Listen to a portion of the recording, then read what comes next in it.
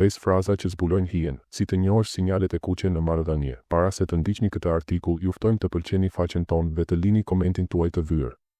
Në marrëdhëniet tona, fjalët mund të jenë si pasqyra. Ato mund të duken të thjeshta, por shpesh pasqyrojnë të vërteta më të thella, të fshehura.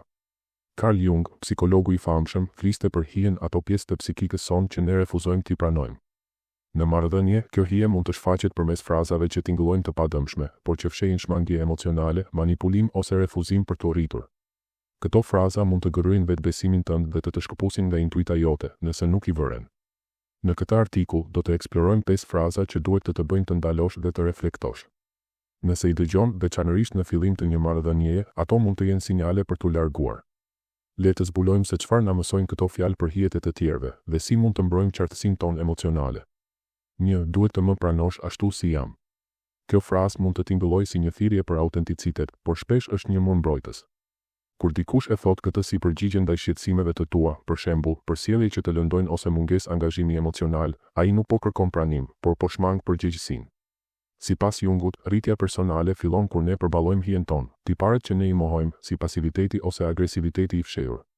Kjo frazë shfaqet kur personi refuzon të shohë këto tipare dhe të punojë për to në vend të kësaj, ai të bën të ndihesh sikur jeti ajo që po i gjykon ose po i kërkon shumë. Stoikët si Epikteti na kujtojnë se karakteri ynë formohet nga mënyra se si ka përcejmë kufizimet, jo duke justifikuar ato. Një partner i vërtet nuk të kërkon të heshtësh nevojat e tua për të mbrojtur komoditetin e tij. Nëse dëgjon këtë frazë, pyet veten, a jam unë këtu për të mbështetur rritjen e përbashkët apo për të mbartur stagnimin e dikujt tjetër? 2. Të gjitha ishet e mia ishin të çmendura. Në pamje të parë, kjo mund të duket si një rrëfim i sinqert, por është një flamur i kuq.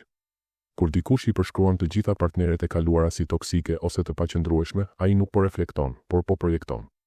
Jung paralajmëronte se ajo që ne refuzojmë ta njohim brenda vetes bëhet fati ynë. Duke fajsuar të tjerët, ky person shmang përgjegjësinë për rolin e tij në marrëdhëniet e kaluara. Më e rrezikshme është pritshmëria e nënkuptuar. Ti duhet të jesh ndryshe. Por pa punë të brendshme, ai do të përsërisë të njëjtat modele dhe ti rrezikon të etiketohesh si e çmendura e radhës kur të sfidosh iluzionet e tij. Një marrëdhënie e shëndetshme kërkon 2 njerëz që marrin përgjegjësi për të kaluarën e tyre. Pyet veten, a dua të hyj në një histori ku roli im është tashmë i shkruar, apo të ndërtoj një të ardhme me dikë që reflekton me ndershmëri? 3. Nëse më doje vërtet, do të bëj atë që të kërkoj. Kjo frazë është një mjet manipulimi i maskuar si nevojë emocionale. Ajo e kthen dashurinë në një provë ku ti duhet të tregosh besnikërinë duke u bindur. Jung shpjegoi se manipulimi shpesh fshihet pas iluzionit të kujdesit, ndërsa stoikët na mësojnë se dashuria e vërtetë rrënjoset në liri, jo në presion. Të dorëzohesh ndaj kësaj fraze nuk krijon afërsi, por nënshtrim. Me kalimin e kohës, ti mund të fillosh të dyshosh në instinktet e tua, duke ngatëruar sakrificën me dashurinë. Kërkesat e vogla mund të rriten duke të shtyrë drejt vettradhtisë. Një grua e vetëdijshme e di ndryshimin mes një nevoje të sinqertë dhe një kontrolli të maskuar. Dashuria respekton kufit, nuk i shkel për të provuar diçka. Kur dëgjon këtë frazë, mbaje mend, dashuria e vërtet nuk të kërkon të zhdukesh për të kënaqur tjetrin. 4. Nuk je mjaftueshëm për mua. Pak fjalë lëndojnë më shumë se kjo, sepse ato synojnë të godasin vetbesimin tënd. Por kjo nuk është e vërtet, është një projekcion i pasigurive të personit tjetër. Një burr që e thot këtë nuk po të sheh ty, por po zbulon boshllukun e tij të brendshëm. Marco Aureli na këshillon, mos lejo që shpirti i një tjetri të sundojë shpirtin tënd.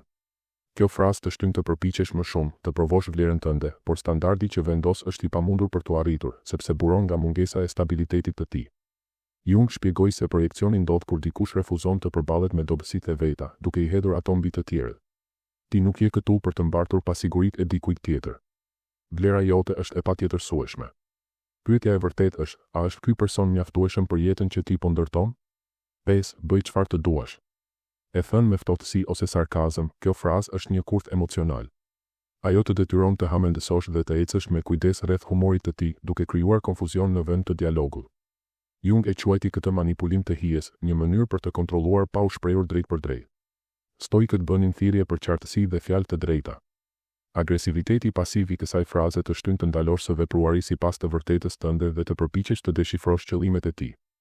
Me kalimin e kohës, kjo krijon një marrëdhënie ku ndershmëria ndihet e rrezikshme dhe heshtja bëhet mbijetesë. Antidoti është i thjeshtë, vepro sipas asaj që do, pa u ndikuar nga loja e tij.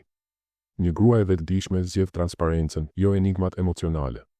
Ajo e di se intimiteti ndërtohet mbi komunikim të hapur, jo mbi tension të fshehur. Përfundimi.